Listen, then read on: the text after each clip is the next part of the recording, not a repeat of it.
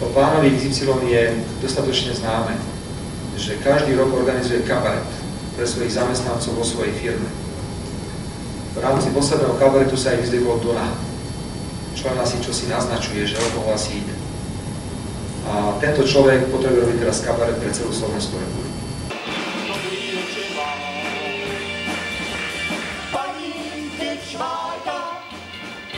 Či tu nebola moja frajerka?